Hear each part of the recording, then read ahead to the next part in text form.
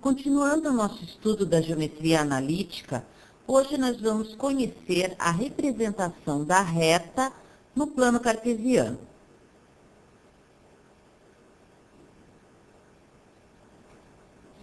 Nós temos representados aqui no plano os pontos P e Q. E a reta representada em verde é a reta PQ. Essa reta é o conjunto de todos os pontos que estão alinhados com P e Q.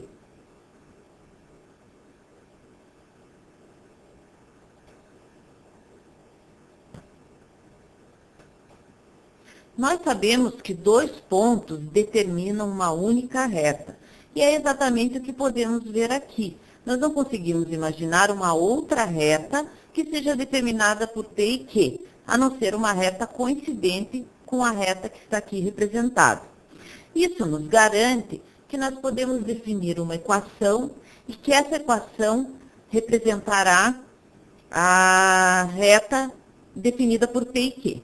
Nessa outra tela aqui, nós temos o ponto P, vamos encontrar aqui o ponto Q, e aqui nós temos a equação de uma reta, definida por seus coeficientes A, B e C. Nós podemos mudar esses coeficientes tentando obter exatamente a reta que passa por P e Q.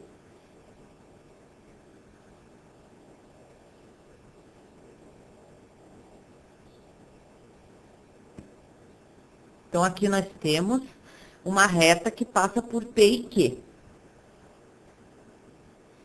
Então, todos os pontos de coordenadas x, y, que atendem a essa igualdade, isso é 3x menos 3y mais 3 é igual a 0, são pontos que pertencem à reta PQ. Há outras maneiras de indicarmos a equação de uma reta. Aqui temos, por exemplo, a equação segmentária da reta, que é uma equação que depende de conhecermos os pontos em que a reta corta os eixos coordenados. Então, se chamarmos de P o ponto em que a reta corta o eixo X e de Q o ponto em que a reta corta o eixo Y, nós podemos definir uma equação nesse formato, que também é uma equação que define essa reta. Outra maneira ainda de definirmos a equação de uma reta é conhecendo o ângulo que a reta faz com o eixo X. Aqui, por exemplo, temos a reta definida pelos pontos A, B, e aqui está o ângulo que essa reta faz com o eixo X. Se nós mudarmos os pontos A e B que definem essa reta, nós teremos uma nova reta, uma nova posição dessa reta, e o ângulo que essa reta fará com o eixo X também será modificado. Nós podemos calcular, então, o valor de M, que é a tangente desse ângulo.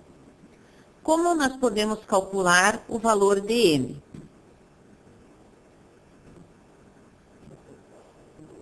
Então, nós temos aqui que, conhecendo as coordenadas dos pontos A e B, nós podemos calcular o valor de M, porque M é igual a coordenada y do ponto A menos a coordenada y do ponto B, dividido pela coordenada x do ponto A menos a coordenada x do ponto B. E conhecendo M, que é o coeficiente angular dessa reta, nós temos mais uma maneira de representar essa reta, que é através da sua equação reduzida. A equação reduzida é dada pelo coeficiente angular da reta e também pelo valor Q, que é a ordenada do ponto em que a reta intercepta o eixo Y. E daí a equação vai ter essa forma aqui.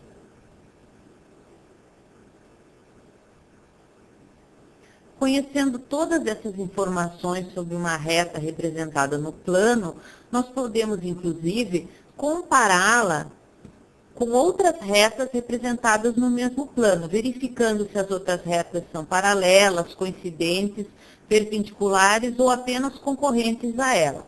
Como acontece aqui, que nós temos várias retas representadas e nós podemos estudar as suas posições em relação à reta R, que está representada aqui em azul. Aqui nós temos a sua equação, a equação da reta R.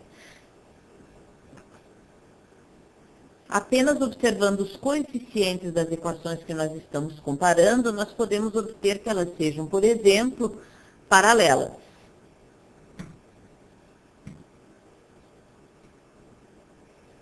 Aqui está a condição para que duas retas representadas no plano sejam paralelas. Então, nós vamos alterar os coeficientes da reta S para que ela seja paralela à reta R.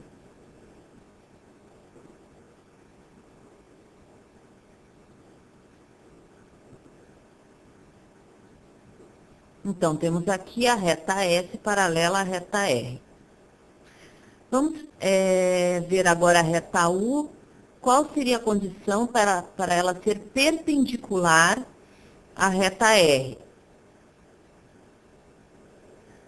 Nós temos que, para uma reta ser perpendicular à outra, o seu coeficiente angular tem que ser igual ao oposto do inverso do coeficiente angular da outra reta.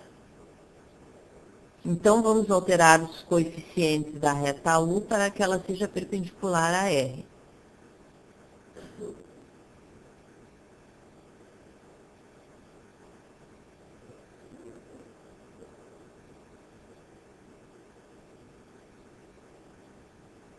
E aqui temos o perpendicular, agora sim, perpendicular à reta R.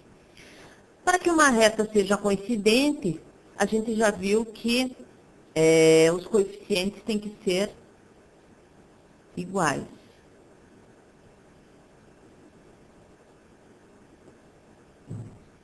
Isso garante que nós temos a mesma reta. E concorrente, isso quer dizer que as duas retas têm que ter um ponto em comum, que já é o que acontece aqui, ó. Elas são concorrentes nesse ponto.